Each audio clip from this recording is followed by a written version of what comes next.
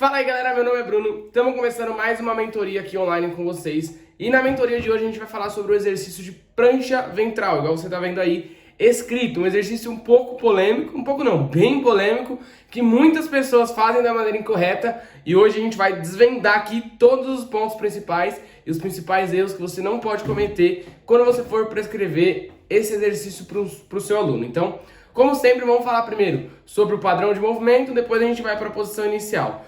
Como esse exercício é um exercício isométrico, a gente não vai ficar fazendo tanto em vídeo e mais por foto. O que vai aparecer para vocês é um vídeo, mas não tem por que eu passar o vídeo para vocês se a posição que o seu aluno vai ter que manter é a mesma. Então a gente vai fazer mais por foto, tá? Então exercício de prancha ventral, prancha abdominal, como você queira chamar.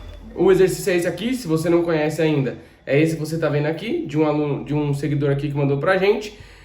Padrão de movimento da prancha ventral. Vamos seguir aquele nosso roteiro que a gente está seguindo até agora. Padrão de movimento anti-hiperextensão. Eu já vou explicar para você o que é anti-hiperextensão.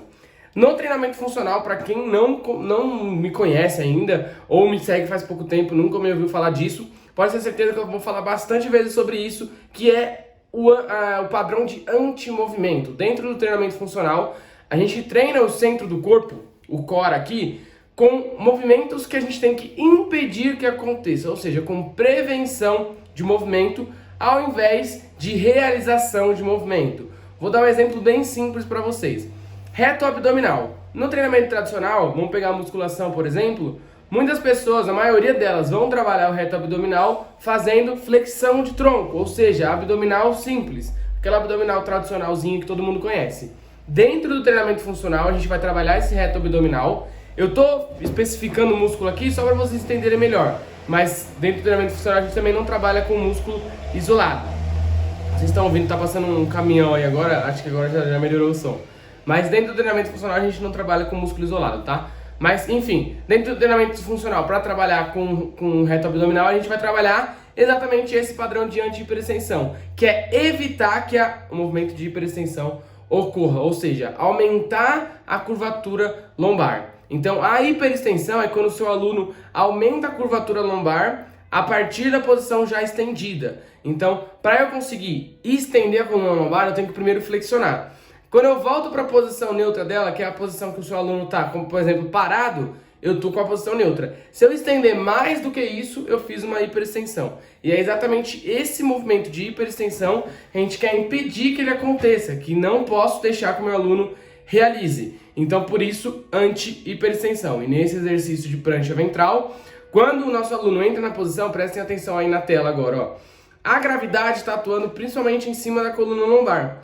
E se ele não contrair o abdômen e todo o resto do corpo, que eu já vou mostrar para vocês, o que ele precisa estar em contração, que é muito importante, esse movimento de hiperextensão ele vai acontecer. Então, por isso, o centro do corpo tem que estar bem engajado. Então, beleza, já sabemos qual é o padrão de movimento que a gente trabalha, qual é o padrão de movimento que a prancha ventral vai estar inserida. E agora vamos lá para o próprio exercício, para os principais erros, principalmente, que muitas pessoas cometem. Então, deixa eu tirar meu bloco de notas aqui. Aqui, a gente já consegue ver alguns erros que essa pessoa está cometendo ao realizar a prancha ventral. Primeiro deles, anteversão pélvica. O que é anteversão pélvica? Empinar a bunda. Como eu não conheço essa pessoa no dia a dia, eu não sei se essa posição da coluna lombar dele é o natural dele. Provavelmente não, mas isso acontece muitas vezes quando a gente vai passar a prancha ventral para algum aluno nosso. Eles empinam a bunda. E por que não pode acontecer isso? Porque a cintura pélvica, ela tá assim, intimamente relacionada com a coluna lombar, mais especificamente com o sacro. E o sacro é fundido na coluna lombar. Então assim, se eu tenho movimento na cintura pélvica, eu vou ter movimento na coluna lombar. E vice-versa. Isso se chama ritmo lombo-pélvico. Se eu entro na posição de prancha, prestem atenção aqui, ó, no glúteo, na cintura pélvica da pessoa que está realizando. Se eu entro na posição de prancha e anteverto a cintura pélvica, ou seja, faço uma inclinação da cintura pélvica empinando a bunda, imagina uma pessoa empinando a bunda, eu vou fazer uma hiperextensão lombar. Então eu vou estar aumentando a curvatura lombar por conta dessa empinada na bunda, que se chama anteversão pélvica. Então aqui a gente já vai destacar os principais erros, acho que vai ficar mais fácil para vocês. Primeiro deles, anteversão pélvica. Isso não pode acontecer, porque senão, consequentemente, eu vou ter uma hiperextensão lombar por conta do ritmo lombo-pélvico. Então, esse é o primeiro erro. Como que a gente corrige esse erro para não deixar que ele aconteça? Contração de glúteo. Daqui a pouco a gente já vai falar mais sobre os pontos principais que o nosso aluno tem que manter quando ele entrar na posição. Então, anteversão pélvica, empinar a bunda é o nosso primeiro erro. Segundo erro, deixar o cotovelo, prestem atenção aí, ó, mais afastado do que o ombro. Por conta de estar de lado a imagem, não dá para perceber muito bem, mas eu já consigo identificar que o cotovelo dele está um pouco mais afastado do ombro.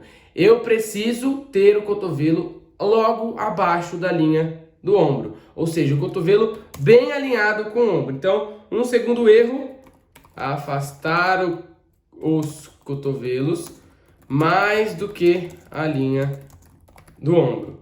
Por que isso é um erro? Porque eu vou perder a neutralidade do ombro.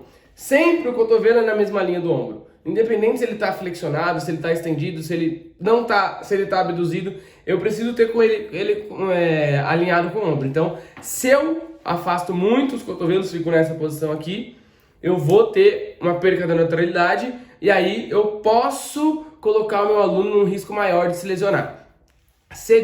Terceiro erro, na verdade, hipercifose torácica. Prestem atenção. Como eu disse para você, como eu não conheço essa pessoa, se fosse um aluno meu, eu saberia se ele está em hipercifose ou se essa curvatura da coluna torácica dele é anormal. Mas eu estou destacando aqui erros que são bem comuns de acontecerem. Quando o nosso aluno entra na posição, por falta de força no centro do corpo, ele acaba se curvando aqui, ó, para acionar mais a musculatura superior para conseguir se manter na posição. Só que isso é uma compensação, é falta de força no centro do corpo e aí por isso ele curva a coluna aqui. Então, hipercifose torácica é um erro bem comum também, mas que o seu aluno não pode cometer. E aí, essa questão de hipercifose é a mesma coisa. Cifose é a curvatura que a coluna torácica tem, que é uma curvatura para fora, olhando de lado o seu aluno.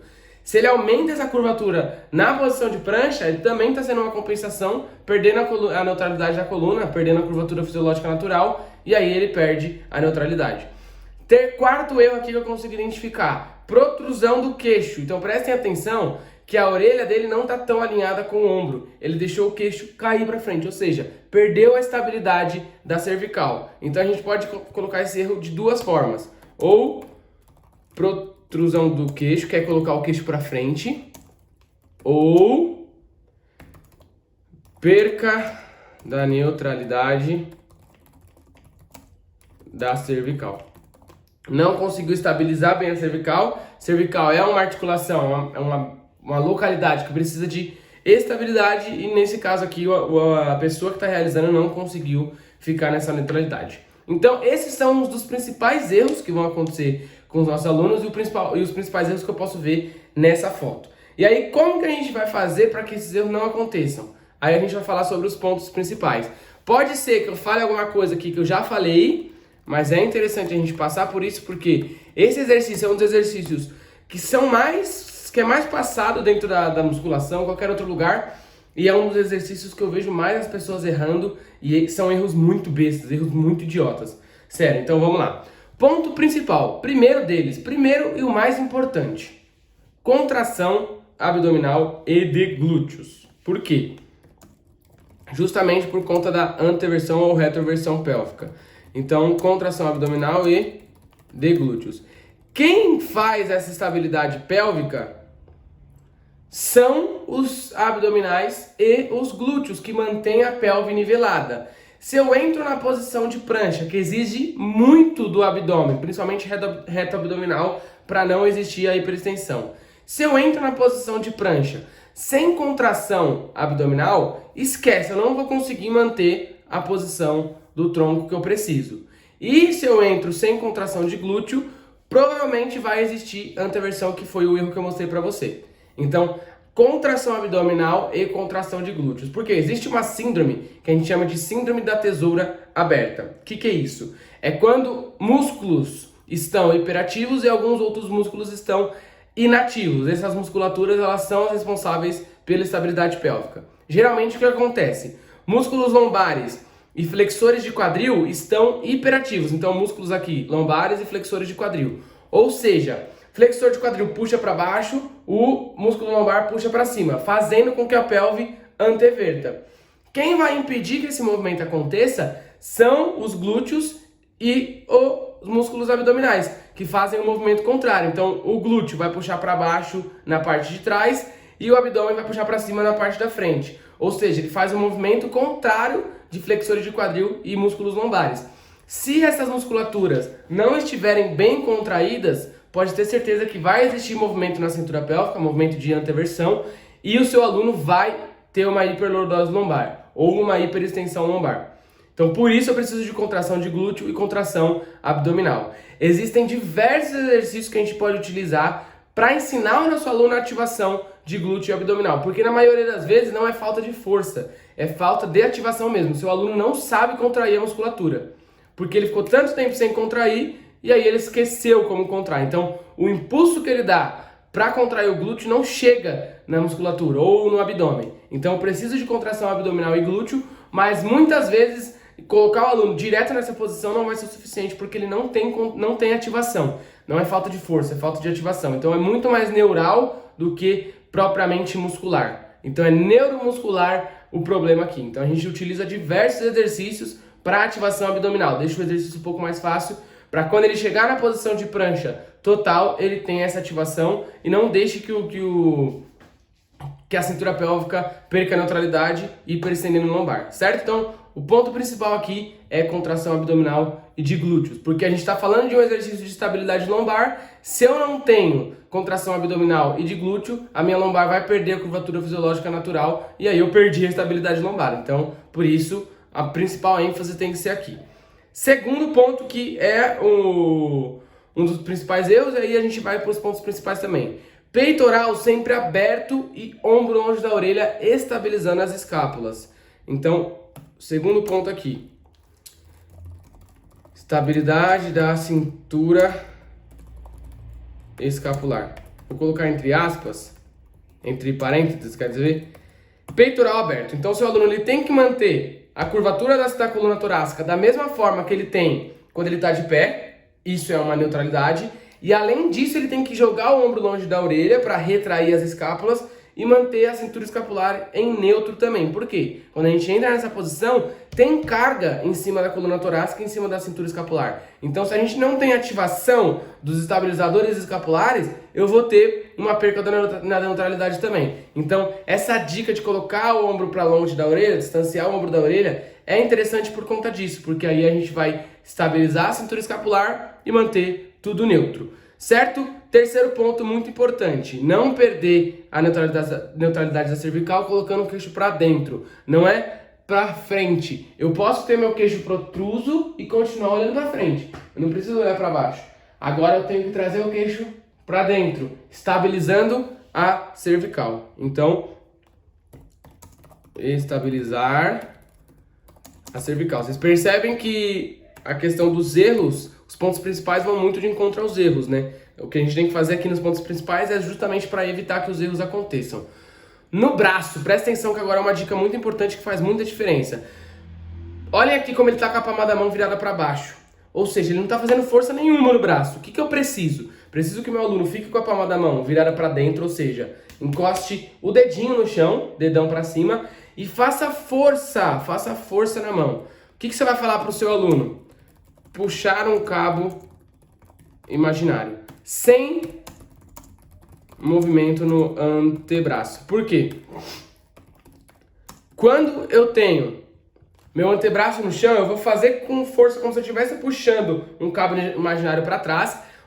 Automaticamente eu vou conseguir estabilizar a cintura escapular, vou manter os braços contraídos, aquela questão de transferência de ação vai acontecer aqui. Quanto mais musculatura eu contraio, mais força eu vou ter no movimento final, ou seja, mais fácil vai ser de ficar estabilizado, e aí eu principalmente consigo estabilizar a cintura escapular. Puxa para trás o cabo imaginário sem movimento no antebraço. O antebraço vai ficar no mesmo lugar no chão, mas aí ele já vai conseguir estabilizar a cintura escapular da maneira correta. Outro ponto aqui muito importante, contração de quadríceps sem hiperextensão de joelho. Deixa eu colocar aqui para vocês, porque fica mais fácil quando eu escrevo e aí quando eu digito e vocês já vão vendo. Contração de quadríceps sem hiperextensão de joelho. Então é o seguinte, eu vou contrair o quadríceps para quê? Para transferência de ação. Quanto mais musculaturas eu contraio no corpo todo, mais força eu tenho no movimento final. Ponto. Mas eu não posso hiperestender o joelho. Ou seja, meu joelho tem que ficar na posição neutra ou até às vezes semiflexionado para que meu aluno entenda essa contração de quadríceps sem hiperestender o joelho. Por quê? Simplesmente porque se eu hiperestender o joelho, eu perco a neutralidade e aí eu vou sentir dor. Antes eu fazia isso com meus alunos lá no começo, quando eu não tinha essa informação, eu pedia para eles contraírem os quadríceps e não pensavam no joelho. E aí assim, tinha alguns alunos que relatavam dor e até eu mesmo sentia dor às vezes. E aí eu comecei a prestar atenção nisso e vi que muitos alunos hiperestendem o joelho, ou seja, passa da extensão natural do joelho e aí acaba sentindo dor. Mas eu preciso da contração de quadríceps para transferência de ação, para ajudar no movimento final ou no anti-movimento final, sem hiperextensão de joelho. E um último ponto é deixar o pé aqui atrás, ó, firme no chão. Não é para deixar a pontinha do pé lá e esquecer do pé. O pé é firme no chão. Como eu sempre digo, transferência de ação. Quanto mais musculatura eu contraio, quanto mais estabilizado o corpo tá, melhor para o meu movimento final, que no caso aqui é não deixar que a hiperextensão ocorra. Então, prestem atenção aqui, ó. Como não existe uma linha tão reta entre orelha, ombro, quadril, joelho e tornozelo. Quando meu aluno entra na posição, ó, eu vou apagar aqui se vocês quiserem parar um pouco o vídeo para copiar, se você estiver anotando, né? Quando meu aluno entra na posição, eu preciso ver um alinhamento entre orelha, ombro, quadril, joelho e tornozelo. Por quê? Porque quando meu aluno está de pé, esse alinhamento existe ou deveria existir. E se eu não perco a neutralidade da cervical, mantenho meu peitoral aberto com os ombros longe da orelha, estabilizando a cintura escapular, contraio o abdômen e glúteo para não deixar que a lombar hiperestenda, não deixar que exista movimento na cintura pélvica, contraio o quadríceps sem hiperestender joelho e deixo o pé firme, eu vou obrigatoriamente ver um alinhamento entre orelha, ombro, quadril, joelho e tornozelo. Então se você olhar o seu aluno de lado, na vista lateral, e esse alinhamento não existir, presta atenção porque alguma coisa está errada. E aí se você ensinar ele passo a passo, claro que existe uma progressão, não é chegar, dar todas essas informações para ele e colocar ele na posição de prancha. Existe uma progressão correta a ser seguida. Se você fizer dessa forma, seu aluno vai ter uma prancha muito mais bem estabilizada e aí não vai correr o risco de desenvolver dor na lombar, desenvolver lesão na lombar mesmo, que a lombar é uma das principais lesionadas nesse exercício, mas existem os outros pontos também que eu falei pra você, que você tem que se atentar, certo? Então, essa foi a nossa mentoria de hoje, falando sobre prancha ventral. Eu posso trazer aqui outra mentoria, explicando pra vocês a progressão, quais são os exercícios que a gente utiliza para corrigir disfunção de falta de ativação abdominal e glúteo. Se vocês quiserem, comenta aí que eu trago pra você, certo? Então, essa foi a nossa mentoria de hoje, espero muito que você tenha gostado. Pode comentar aí qualquer coisa que você quiser, que eu tô à disposição para debate. E é isso, tamo junto e até a próxima.